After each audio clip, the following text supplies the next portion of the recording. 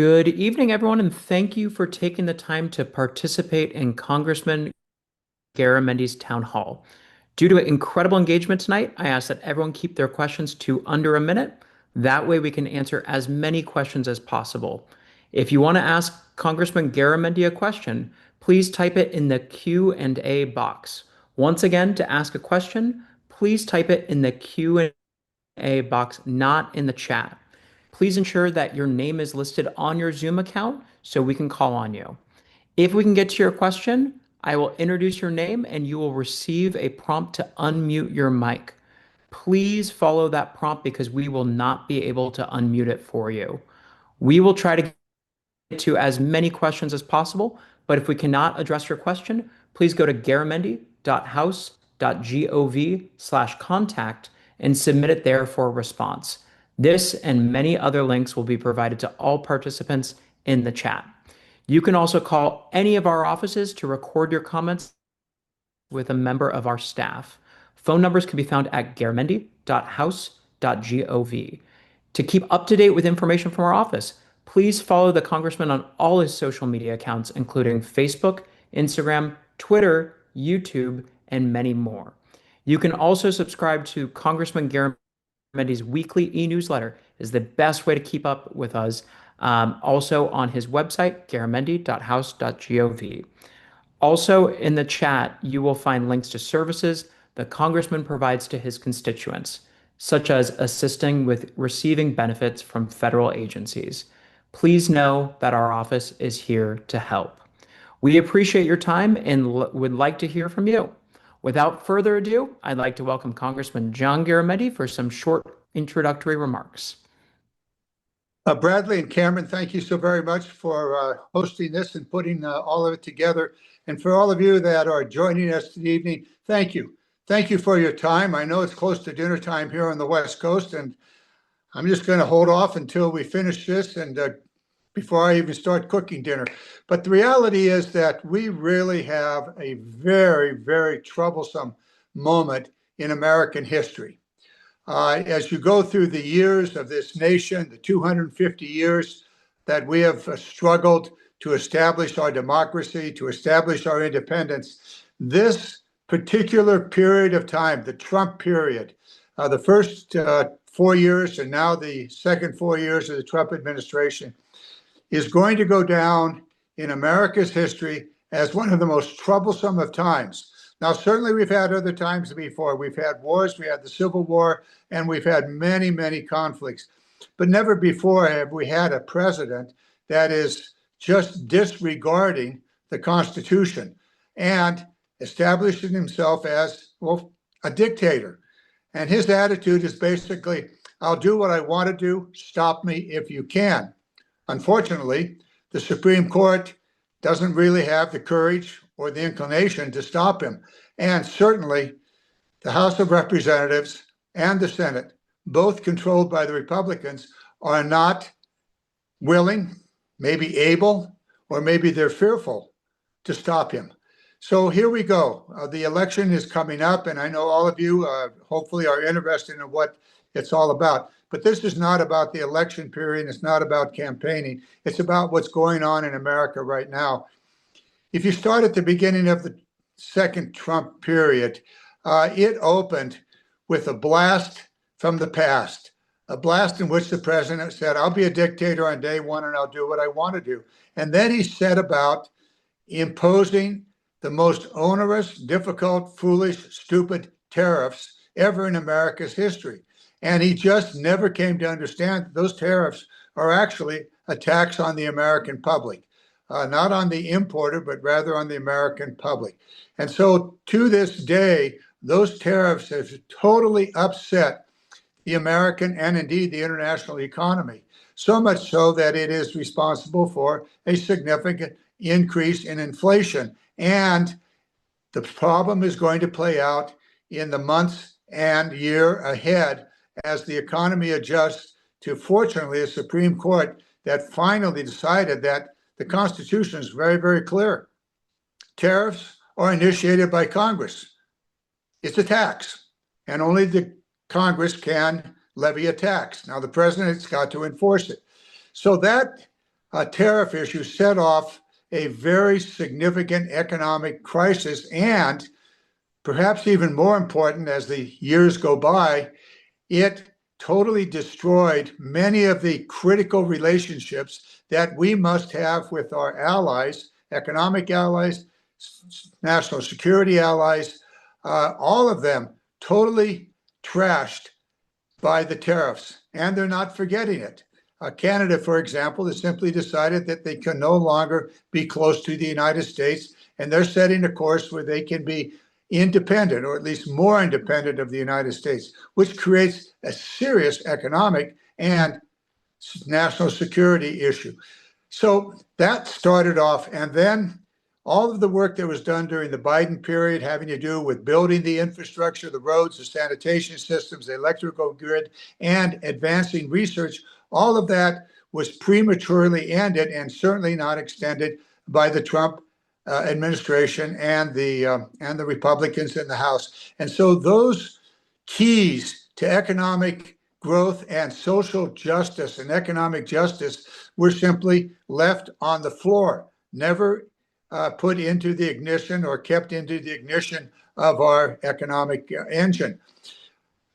And the use of the military to carry out the current or I don't know, the whim of the president. He decides that he doesn't like Venezuela. And so he takes out Maduro using the military. I won't go into all the details about the enormous expense and the diversion of the military to Venezuela and the Caribbean Sea. But okay, so what's the outcome of that? The Maduro administration remains in effect. And then he swiftly switched over to Cuba, where he's threatening Cuba with all kinds of, military and economic activity, actually imposing an embargo on oil and other necessities for Cuba. And that wasn't enough. So he decides to take on Iran. Now, the Iran issue is not authorized by Congress. It is a war. And the authorization to go to war or to use force is the power that only Congress possesses. But Trump simply ignored that and started a war of choice. Now, negotiations were underway to remove the ability of Iran to have the highly enriched uranium, about 1,000 kilos, and not to have a nuclear weapon. That was underway. And so Trump simply pushed it aside and decided to join Israel in taking out Iran's leader, thinking that that would change the country. It didn't happen. And in fact, Iran fought back and used something that they knew they had, which is the ability to control 20% of the world's oil, the Strait of Hormuz. We'll go into more detail about all these things, but taken as a whole and adding one more thing to it, and that is the current budget, which we're dealing with in Congress, a $1,500,000,000,000 budget for the U.S. military. That's $500 billion more, a 50% increase. I will tell you, I've been on the Armed Services Committee for 16 years. There is no way that that money can be spent wisely or usefully. But nonetheless, Republicans and Trump are determined to do that. We'll talk more about the military, the budget, and the rest. But I want to thank all of you for joining us. There are a lot of questions that you have, and even more. The answer, do I have the answers? Maybe, or maybe it's just another question. So let's go for it. Bradley and Cameron, I'm ready. Thank you so much, sir. And we do have a lot of questions. I just want to send a reminder out to everyone. If you would like to ask one, please put them in the Q&A box, and we are going off of that running queue. We're going to start with Christopher Milne. Apologies if I get your name incorrectly. And then on deck, we're going to have Randy Harry. Christopher, you should be live. Hi, thanks again for doing this. Separately from Trump, the California Forever initiative, I know that failed. It definitely should have. But there's this California Forever Ship Forge, which is just a separate initiative out near Collinsville. I know that's outside your territory. What's your opinion on that with related to shipbuilding? Well, let me just take the larger question. our team and many, many organizations in the Bay Area have been working for more than 12 years now to enhance the maritime industry in America. Some of this is simply to protect what we have, for example, protecting the Jones Act. Beyond that, we have introduced a bipartisan, bicameral piece of legislation authored by my colleague Trent in the House of Representatives by two senators to introduce the Ships Act, which, if it passes, and we got a very good chance of it becoming law, will significantly enhance the domestic commercial ship maritime industry in America, both building ships, the personnel needed to operate these ships, and to improve our ports and facilities all around the nation. It is a very, very significant piece of legislation, both economically as well as national security. Now, the question really is, how does this play out in the Bay Area? It is extremely important for the Bay Area. The bill would provide a significant amount of money to upgrade the existing port facilities in the Bay Area and to transition those that are capable and desiring to either build ships, mostly smaller vessels, up to maybe 150 feet. Some larger vessels can surely be built, for example, in Mare Island and Vallejo area, and repairing ships, particularly the Navy ships as well as commercial ships. A significant number of jobs in the Bay Area. Education, job training, all of those things are included in addition to the money to support this effort. Now, the question of Collinsville is out there. California Forever and their partners have suggested that Collinsville become a new port, shipbuilding port on the West Coast. It's possible. And the proposal is being pursued. But I also know from my experience on the Coast Guard Maritime Subcommittee of the Transportation Infrastructure Committee that it is extremely expensive to build a new port from basically where there's little or nothing there. There's a significant infrastructure, significant cost. But that's up to California Forever and their partners to put forth a proposal on exactly what they want to do, how they're going to do it, and how they're going to pay for it. The Ships Act does not have anywhere near the money to build a new port. It does have money to refurbish existing ports across the nation and certainly here in the Bay Area. So that's where it is. The rest of California Forever is out there. They're going to pursue an initiative.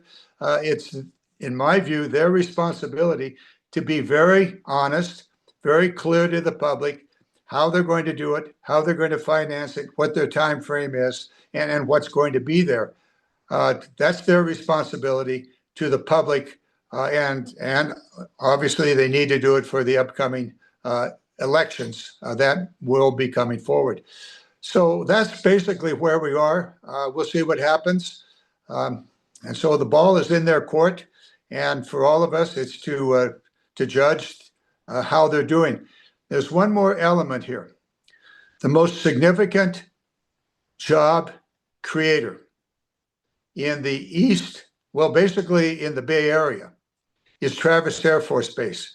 20,000 people work there. Some of those are in the military, some are reserved, and the rest are civilian. 20,000 people. I've made it very, very clear that whatever California Forever or anybody else, any other city wants to do, under no circumstances should they or could they harm Travis Air Force Base. And that means by encroaching and thereby prohibiting the full functioning of Travis Air Force Base, not only for the jobs, but also for our national security. It's the gateway to the Pacific. And right now, a whole lot of the personnel there and many of the airplanes in the personnel are supporting the American effort in the Middle East.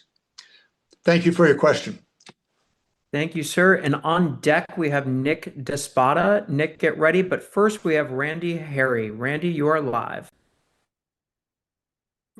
My question has to do with whether you are planning to endorse or have endorsed a candidate for the California governor. I'm sorry. I couldn't hear you. Speak louder, please. Okay, my question is, have you endorsed or do you plan to endorse a candidate for California governor? I have not endorsed. The two leading candidates are close friends, and I do not anticipate that I will endorse. Thank you very much, sir. And next we have Nick, and on deck we have Julia Hart. Nick, you are live. Can you hear me now? Yes, as loud as you can, please. Okay. Can you give us an update on the current status of any permitting reform bills in the House right now? For those of you who do not know what that means, this is building out electrical transmission line infrastructure and speeding up the building out so that we could meet our needs for transitioning to a clean energy economy. Well, your last sentence is the most important, and that is the necessity for America, California as a leader, to transition to a clean, non-carbon power systems. We have to do it. I have been at this for more than 50 years. 50 years ago, I introduced legislation in the California legislature to create a tax credit for solar, wind, and conservation projects. That was signed by Governor Jerry Brown in his first term, first 8 years, and then has been in effect in one way or another ever since. So we need to move. Unfortunately, we're not moving fast, and Trump has reversed virtually everything that was in the Build Back Better legislation, otherwise known as the Infrastructure Jobs Act, and the related legislation that dealt with energy. He has reversed it, and the Republicans are stopping the various incentives to build out a clean energy system. Now, one of the key pieces of that system is the grid system. There was money in the legislation that we passed during the Biden period to build and improve the grid system. And that, if we don't do that, the energy is not able to move from wherever it's generated, for example, solar and wind along the coast and deserts of California, to the urban centers and beyond. So that has to be done. Is there any current legislation to do that? Not financial support to do it. Trump and the Republicans terminated that. Now, there's some legislation that is moving along that may help in the permitting process. And I'm going to go back to some history here. About 16, 17 years ago, when I was lieutenant governor, there was a controversy in San Diego about a new power line from the Imperial Valley into San Diego over the mountains. And it was a raging controversy. The San Diego Gas and Electric wanted to build a new line in a different location. I got involved in that in my role as a lieutenant governor and said, wait a minute, we already have a power line over the mountains. Why don't we use that? And they said, well, we want a new one. And I said, well, just put it next to the existing one. And then I remembered that about 7 or 8 years before that, in a controversy of a new power line over the Sierras from the Tahoe area, I wrote a bill. And it said, use the existing lines, use the existing system, improve it, or put power grid next to it. So using that law, San Diego Gas and Electric went ahead using the existing area. So the grid system, the interties from one part of the nation to the other, from those areas where there's wind and solar to the communities that need the power, absolutely critical. Unfortunately, Trump and the Republicans have basically terminated almost all of the money and the ongoing effort to build those grid systems. Thank you very much, sir. On deck, we have Stephanie and Balin, but before then, Julia Hart. Julia, you are live. Hi. So I had a question. I've been thinking a lot about the 2008 election and the upcoming elections, and I was a first-time voter in 2008, and I watched like Obama get elected, and we had a majority, and we had this great opportunity, and I feel like it was really squandered. And I'm worried that's going to happen again with the midterms and the next presidential election. Like, I really hope we're going to get a majority. We're going to have this chance to make big sweeping changes. And I want to know, what are you going to do so that like the Chuck Schumers in the party don't come in and be like, oh, we have this great majority. Let's reach across the aisle and be moderate. Like, what are you going to do to make sure that we really come in strong so that the American people see that the Democrats really are the party that's for them and their concerns, and we're going to make changes so that people feel it immediately? A very interesting question, both in terms of policy and also procedure. Let's deal with the policy issues first. The good news about the 2028 election is Trump, under the Constitution, will no longer be president.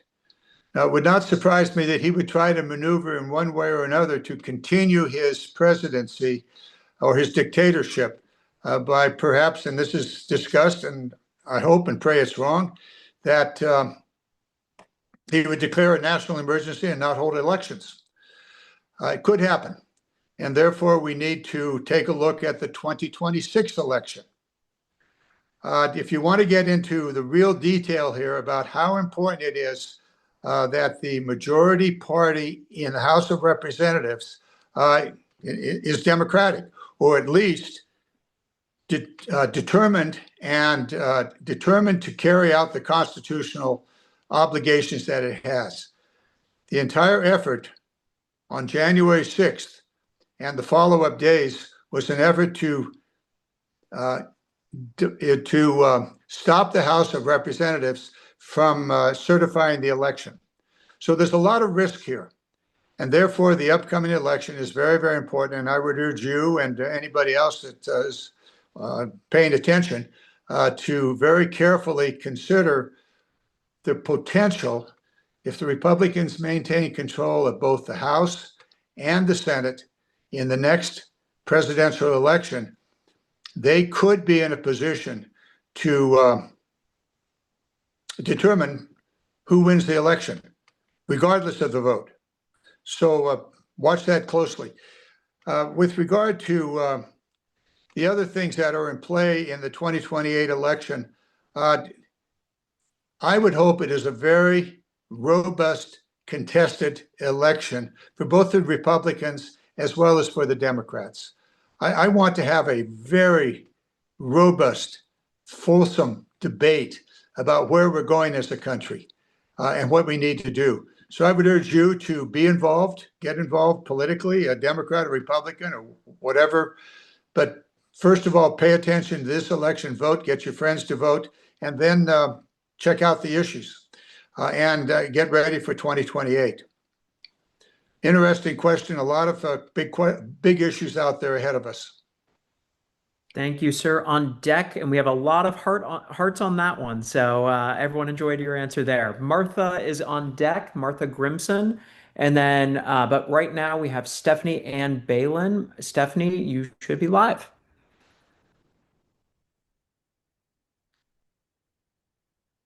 Stephanie, go ahead and unmute yourself.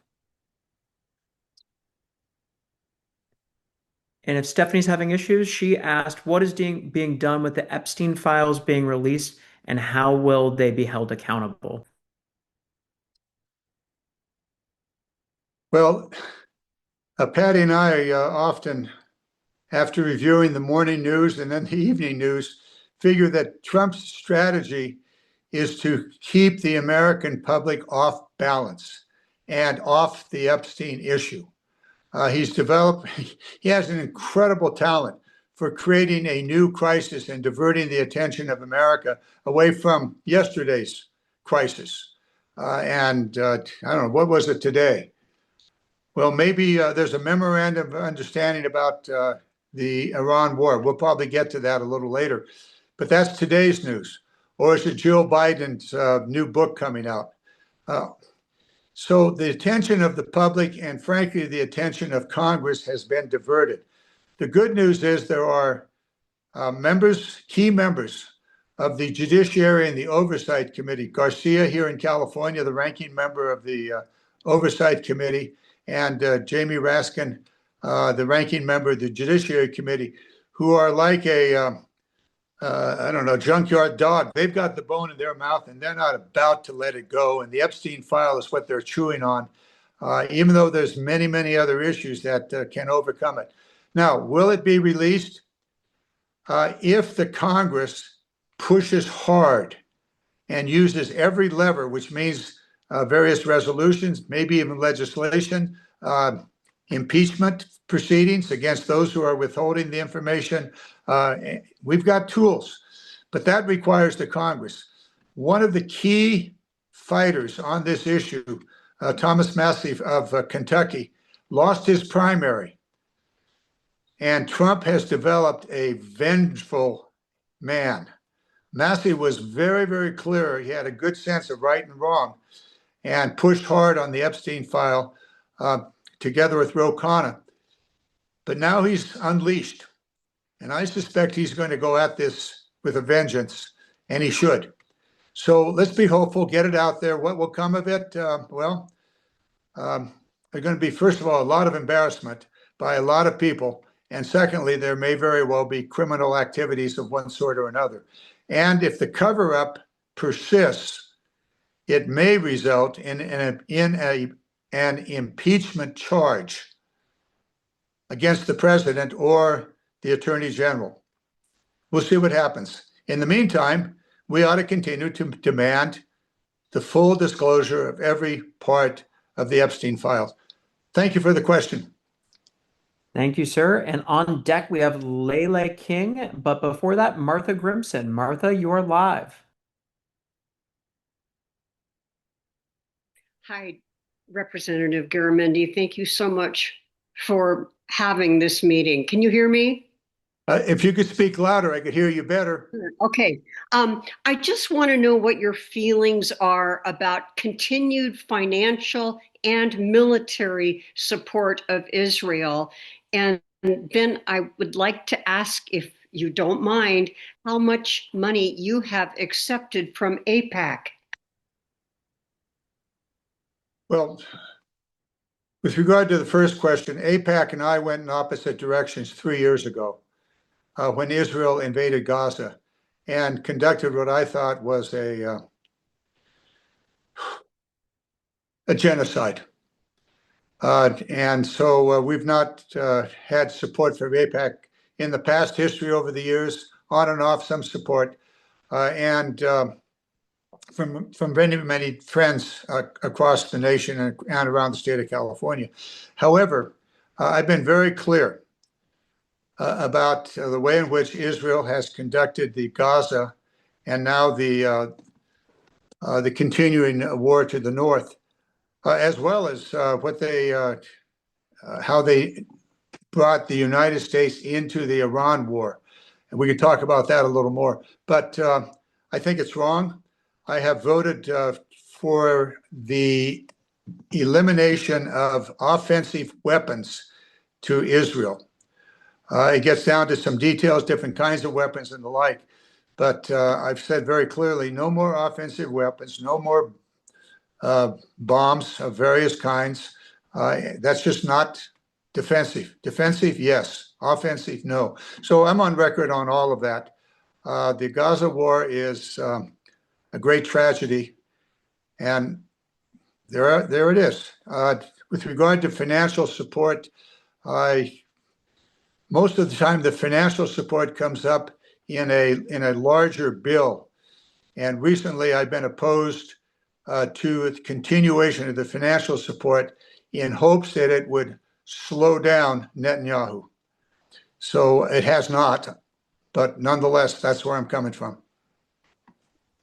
Thank you, sir. And on deck, we have Ria Tons Kabuta. But before that, Lele King. Lele, you are live.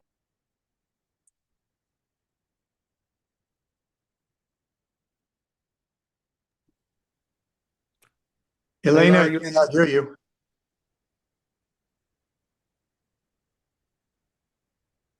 Sir Lele asked, is there hope for young Americans, is the hope for young Americans can offer to younger generations real or not anymore? One of my favorite Broadway plays was Annie. And the song, "The sun will come up tomorrow." The sun will come up tomorrow. There is always hope. That hope resides in each and every one of us. And to make that hope a reality, we as individuals must pursue our own destiny, our own strategies for success, whatever that may be. And so, yes, there is hope. I've got 14 grandchildren. Most recently, a wedding this last weekend. And I looked at those two, that couple, and I'm going, they are filled with enthusiasm and hope. And they're going to go out and they're going to build a great future for themselves. And in doing so, they're going to build a great future for the community and beyond. And so that opportunity exists in every person, young or old.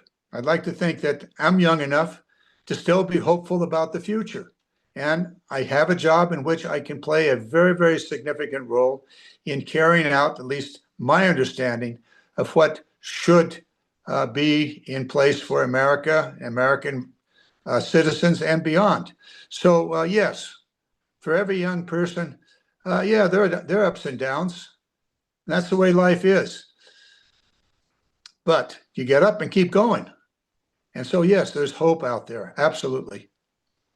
Thank you so much for those words, sir. On deck, we have Jessica Karate, but first we have Ria. Ria, you are live. I am so grateful for your honor and for your courage in what you have to say. And it's brilliant because you agree with me entirely, or vice versa. So thank you. And I want to know what we can do to close our concentration camps and to prevent any more from coming into California. I am the widow of a man who was interned as a child for the crime of being Japanese. And I see this happening to everyone now, anyone and everyone, and it makes me sick. What can we do about this? Right. Well, let's go at this straight on. The ICE and Customs and Border Patrol are Donald Trump's personal police force spread out across every community, every state in America. This is the first time ever in America's history that the president can control a police force of several 100,000 people and have funding so that they could do whatever he instructs them to do. This is a major, major problem for our civil liberties and, frankly, for our democracy. So what to do about it? First of all, fight the funding. We shut down the funding for the government when we refused to vote for additional funding for ICE and Customs and Border Patrol, and indeed the Department of Homeland Security. That fight continues to this day. And as Democrats, we're simply saying, no, we're not going to fund ICE. Now, there's a bill that'll be on the floor of the House next week, and it provides some $70 billion additional dollars to ICE, an additional $30 billion to Customs and Border Patrol for 3 years. That amount of money is unrestricted and totally under the control of the president. And that is in addition to approximately $140 billion that was in the big, ugly bill, otherwise known as the big, beautiful bill. And so this police force is forward funding for at least another 3 years. And if the reconciliation passes, it'll have to pass on Republican votes. No Democrat is is going to do that. We have also, as Democrats, proposed that ICE be a police force that operates with the same obligations that the police forces in California and across the nation. No masks, wear badges, wear your camera, and be trained. And so those reforms have been put forth by the Democrats. The Republicans refuse to consider any reform.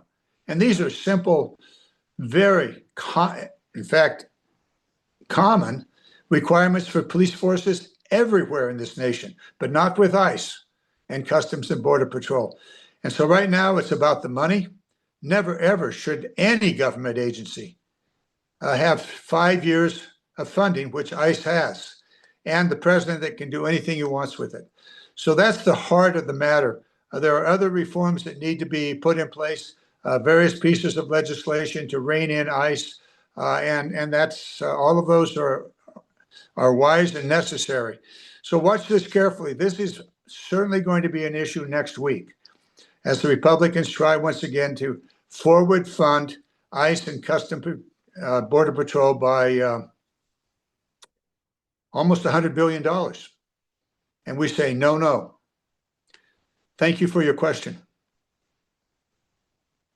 Thank you, sir. And on deck, we have Julie Klug, but first we have Jessica Karate. Jessica, go ahead and unmute and ask your question. What are you doing to advance the War Powers Resolution?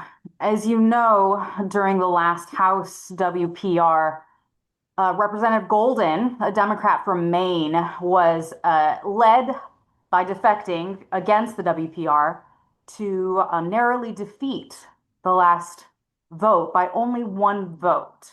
These are clearly ridiculous games by leadership who are actually in favor of the illegal Iran war. There are persuadable Republicans such as Massey. What are you doing to grow confirmed votes for the War Powers Resolution? A very, very good question and a good rendition of the current history with one exception. And that is the Senate took the War Powers Resolution up every day. And towards the end of last week, they were able to secure the passage of their version of the War Powers Resolution that would require that Trump and the military stop its offensive actions in and against Iran. Now, in the House of Representatives, you're correct, we were one vote short.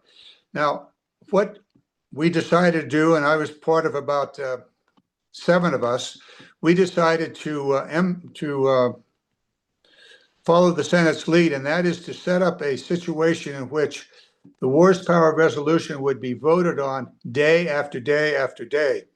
And that, in the House of Representatives, that requires that we introduce the resolution sequentially. I was third in line.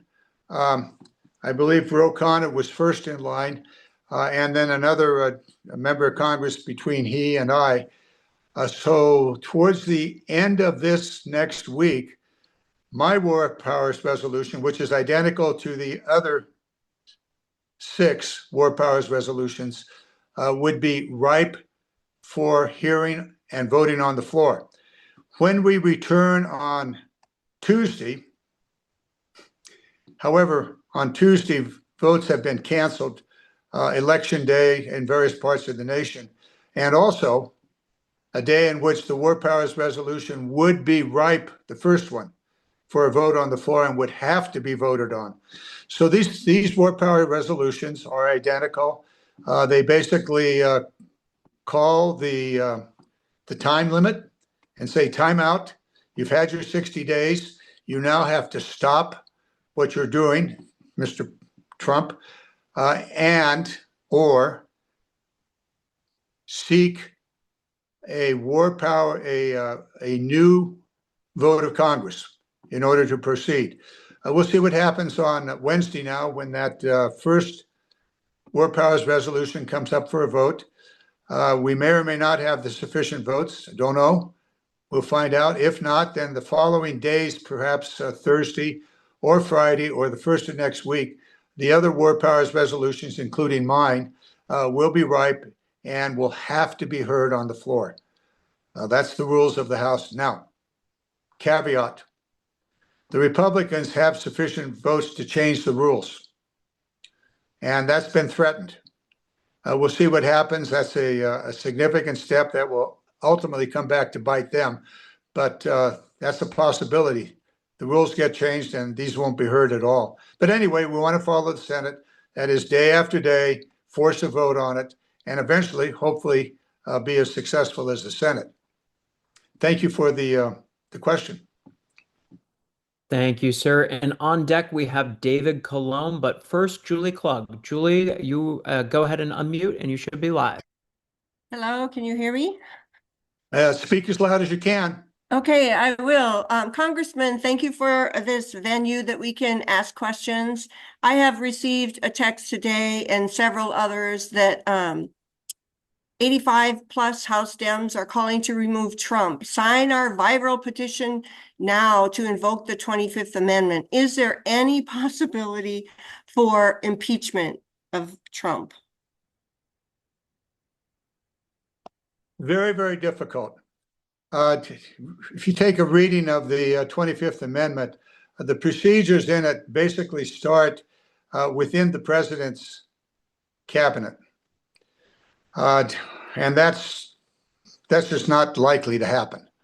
If you watched the cabinet meeting yesterday, you saw 13 cabinet members basically fawning all over the president. It was disgusting, but that's the way they are. So would they ever move to invoke the 25th? Highly unlikely. Now, maybe Trump is showing signs of instability in one way or another. Maybe it becomes more serious and more pronounced, and then there may be other ways in which it could be enacted. One of the things that is building here, it's not yet ready, is that Trump is doing things that clearly are beyond the Constitution, clearly are illegal. 3,700 stock trades. He is playing the stock market while he is president, and his stock trades are usually followed within a very short period of time by some pronouncement from him about that specific stock issue, sometimes naming the stock itself. That is flat out illegal. That's insider trading. Now, I know the Supreme Court said he is not accountable for any illegal action he takes as president, and he's pushing it to the limit. However, remember Martha Stewart? She went to jail for almost 2 years for one inside trading issue. 3,700 stocks have been traded by the president and that was last year, not including the 5 months of this year. Now, that's just one example.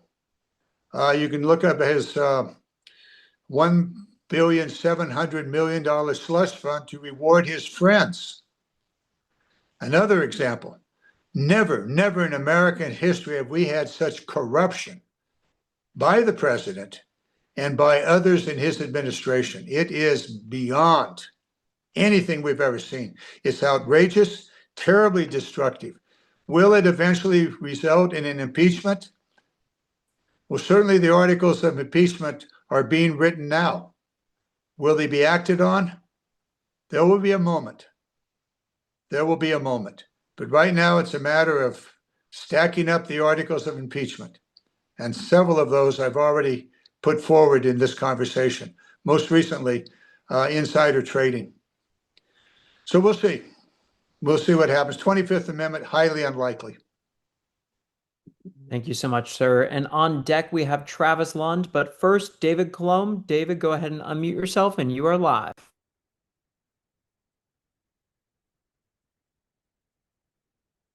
Good afternoon, Congressman. We speak a lot about things that are illegal and unethical and immoral, and I understand the Democrats have rights to do that, but I'm kind of confused why they continue on and I don't see any activity to stop the vast majority of them. I mean, and I understand it's a target ripe environment, but what can you guys do? You know, we can vote and we can replace people, but what can you guys do at the present time, or you folks? I want to take up your question, but first of all, I want to add something to the previous question about the 25th Amendment. There may very well be a time where Trump may be unable to do the job. And then the 25th Amendment could be in place. Now, let's go to your questions about, so what are we going to do about all this problem?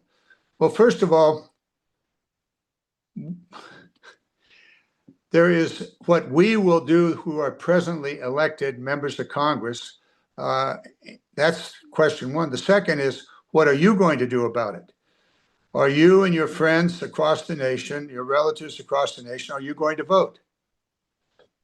Now, I'm not going to tell you how to vote. I'm not going to go beyond that, but we still have a democracy, and it's up to the citizens of this nation to make a decision, taking into account all of the good and the bad. I would suggest there's more bad than good, and then vote accordingly.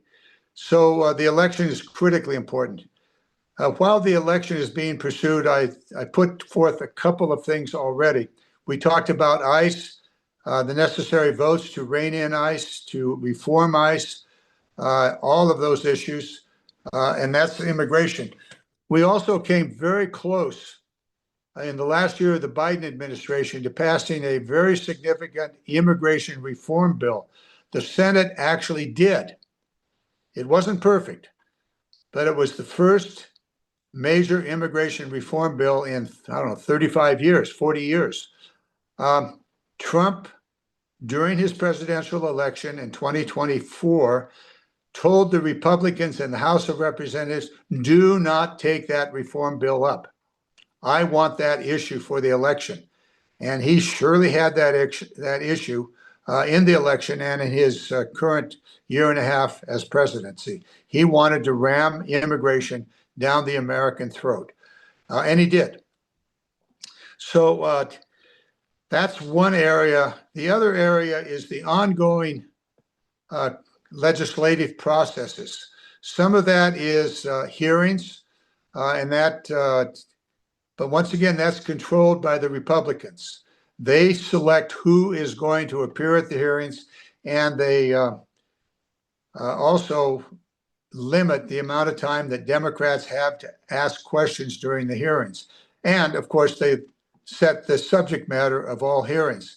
And so there's, however, we can fight back. We've done what are called outside hearings, non-formal hearings, bringing in witnesses, calling attention to any number of issues or many, many issues that are out there. And we'll continue to do that. And of course, we have our voice and we also have our votes. I spoke a few moments ago about how close the vote is in the House of Representatives. And in fact, the Senate has also seen some changes in which certain legislation can pass in the Senate. Right now, it's going to be about the ongoing budget and appropriation, the military, which I've talked a little bit about. All of those issues are in play, and we will write into the National Defense Authorization as many safeguards as we possibly can about the use of the military for police functions. And that'll be a very major fight in committee next week as we debate and hopefully have the votes to write into the National Defense Authorization Act significant limitations on the use of the military for policing functions, including on the southern border. So we'll see. Follow it closely. You'll see a lot of this activity next week. Thank you so much, sir. On deck, we have Tanya Alston, but first we have Travis Lund. Travis, go ahead and unmute. And I should say we're going to try to do this very, very quickly because we only have 5 minutes left. Great. Thanks for doing this. Really appreciate it. I'm asking why weren't Democrats, specifically the Democratic Party, using the power of the states like Hawaii has done to stop corporations from buying up airways and influence elections? And why haven't they, or is there a process that's begun to initiate new amendments to the Constitution to take big money out of elections and to make sure that state districts are drawn fairly by geographic square lines? These are very popular with the American people, and they're obviously fair and reasonable ideas that most Americans support. And I personally believe that few of our Yeah. problems can be solved without doing something about this issue. Well, you have raised a very, very critical part of the ability of this nation to maintain its democracy. The money in election is obscene, and there's no end to it. We had $100 million primary elections last week, 2 of them, and we're going to have more. So what's happened here is the Supreme Court has eliminated virtually all of these prohibitions on excessive money in elections. This dates, and those prohibitions date back to the Watergate problem, where it was, I don't know, a paper bag full of bills. Now it's hundreds of millions and millions of dollars. You mentioned a constitutional amendment. I am all in on a constitutional amendment, public financing, in which individuals that want to run have to show that they have a significant amount of support, and public financing would be available to them. It's certainly a whole lot better than the present system, which is dependent upon interest groups with very, very specific interests, looking for an advantage legislatively, or in the case of the president and the governor, administrative advantages, and just pouring tens of millions of dollars into the election. It is wrong. It is very, very detrimental to our democracy, and extraordinarily detrimental to people. We talked about younger people, new people, young or old, that want to get into it. It is a very significant problem. I would urge you and anybody else on this call that's interested in this, do a little bit of web searching here. There are efforts being made. However, those efforts are going to require a constitutional change, which is possible if enough Americans get disgusted by the present situation. The Supreme Court has basically opened the spigot to unlimited, unknown, special interest money that are dominating the elections and, frankly, successfully electing their candidates. Now, that's the way it is. And I will just put it out there that in this coming election, I don't believe I've had a contribution over $5,000 as of the moment. $1,000, $500, and a whole lot of smaller contributions. I think that's the way it ought to be. That's the way it used to be. But right now, it's just wide open and very, very troublesome. Okay. Bradley, I don't know if we have time for another question or not, but if I do, I'll take it quick, and then we'll move on and say thank you all. Thank you, sir. And we have queued up for the 1 minute left, Tanya. Tanya, you should be live. Go ahead and unmute. And if Tanya can't join us, team, can we queue up Philip Zabel? Philip, are you there? Yeah, there were a number of questions that I submitted. The one that I'll focus on is the 1776 fund, the one that would pay January 6th rioters retribution. What can be done to stop that? Well, first of all, the president has unlimited power to pardon, and he used it. And the January 6th rioters are an example. That is going to require, again, a constitutional change. There may be some requirements that Congress could pass that would require the president to provide justification. But right now, the president has constitutional power to pardon the rioters. The real problem, or the next problem, comes with the use of the $1.7 billion slush fund to pay off the rioters and others. That is flat out illegal. The Democrats and some Republicans are pushing in Congress for legislation that would prohibit it because it is a use of public funds that have not been appropriated. So this is going to be a very important political fight in Congress, and we'll see what the Supreme Court says. This is so ugly, it stinks so bad that I would hope the Supreme Court would say, no, not possible, and simply shut it down.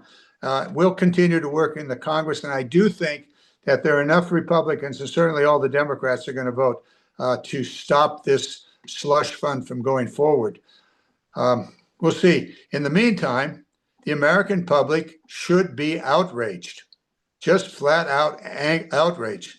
And, politicians that are supporting this and the president should be paying the price for not only the corruption that I spoke about earlier, but also this outrageous program that the president has put in place to reward his supporters and others who he thinks have been wronged.